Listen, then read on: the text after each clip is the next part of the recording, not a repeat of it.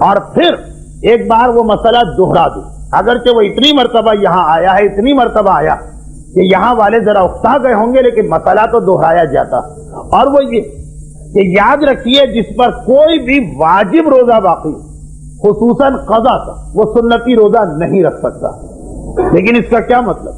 لوگ اس سے غلط مطلب لیتے ہیں۔ مثلا فرض کیجئے 27 رجب کے روزے کا بڑا ثواب ہے، بہت ثواب، 27 رجب کیا کہنا اس روزے۔ مسئلہ آ گیا جس سے کوئی قضا روزہ باقی، وہ اس دن کوئی سنت روزہ نہیں رکھ سکتا۔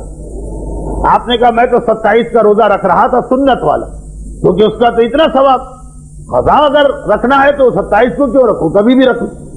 یعنی غلط فہمی یہ ہو گئی کہ 27 رجب کے روزے کا ثواب اس کو ملے گا کہ جس پر جو سنت کی نیت سے رکھے۔ یہ کہاں روایت میں جو 27 رجب کو روزہ رکھے، چاہے آپ قضا والا رکھیں، چاہے آپ کفارے والا رکھیں، چاہے آپ کوئی واجب والا رکھیں، چاہے کوئی سنت والا رکھیں، یہ لوگوں نے اپنی طرف سے خود فرض کر لیا کہ اتنا ثواب جو 18 ذی الحجہ کا ہے، 15 شعبان کا ہے، 27 رجب کا، یہ سنتی روزے کا ہے۔ نہیں، سنتی نہیں، مجھے حدیث یاد، من ساما، معصوم نے فرمایا جس نے 27 کا روزہ رکھا۔ کون سا روزہ 27 کا؟ یہ پابندی نہیں لگائی، جو روزہ بھی آپ 27 کا رکھے وہی ثواب آپ کو ملے گا۔ چنانچہ اگر کسی پہ قضا روزہ ہے، کیونکہ میں نے لوگوں کو واقعاً یہ دیکھا کہ آدھا مسئلہ سن لیا کہ قضا ہے تو سنت نہیں رکھ سکتے، تو آپ کیا کرتے ہیں، تو قضا تو رکھتے ہی نہیں ہے، سنت بھی نہیں رکھتے، کیونکہ تصور ہے کہ 18 ذی الحجہ کا ثواب سنتی میں ملے گا۔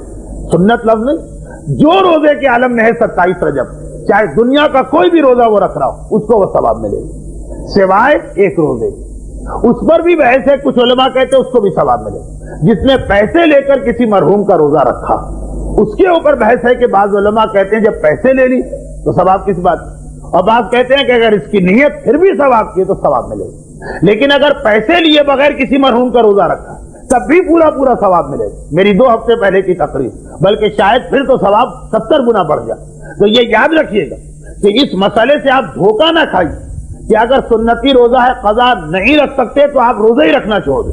ارے پھر تو ایک ٹکٹ میں 2 مزے آپ کو مل رہے ہیں کہ ایک ثواب کا ثواب مل رہا ہے، دوسرا واجبات میں سے ایک روزہ کم ہوتا چلا جا رہا۔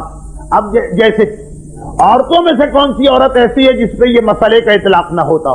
مردوں میں ہیں بہت سارے مرد کہ جن پر اس مسئلے کا اطلاق نہیں ہوتا، یعنی ان کا کوئی قضا روزہ ہی نہیں، اس لیے کہ ایک تو ویسے ہی اسلام لڑکے کے روزہ شروع ہونے کی ایسی عمر بتائی گئی کہ اس سے کافی پہلے ہی لڑکے شوق میں روزہ شروع کر دیتے، 15 سال، چلے آج کل 15 نہ صحیح 14 یا 13، تب بھی اچھی خاصی سمجھداری کی عمر۔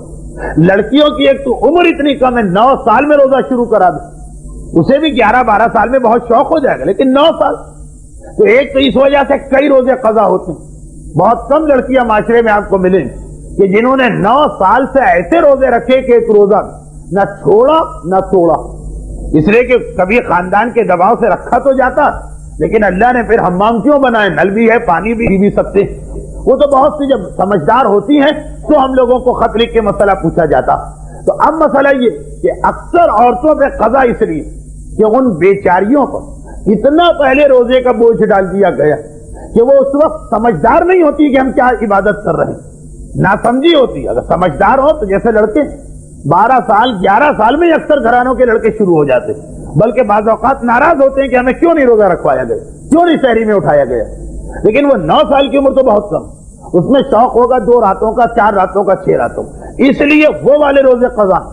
اور پھر باقی تو ہر چیز کہنے کی نہیں، کچھ فطری طور پر اللہ نے عورتوں کو ایسا بنایا کہ بچپنے میں اگر بچپنے کی وجہ سے چھوڑ تو جوان ہو کر جوانی کی نجاست کی وجہ سے کچھ روزے چھوٹ جاتے، وہ چھوٹ تو جاتے مگر معاف تو نہیں، ان کی قضا تو کرنا۔ تو اب یہ کتنا بہترین موقع کہ ایک تو پورا رجب ویسے ہی سنت ہے روزہ، 27 رجب یا 13 رجب یا مثلا پہلی رجب کا ثواب دیکھ کے یہ نہ سمجھیے کہ یہی 4-5 روزے، رجب کی ہر تاریخ کا ثواب، ہر تاریخ۔ پھر دوسری بات کہ اس بہانے کتنے قضا ادا ہوں گے۔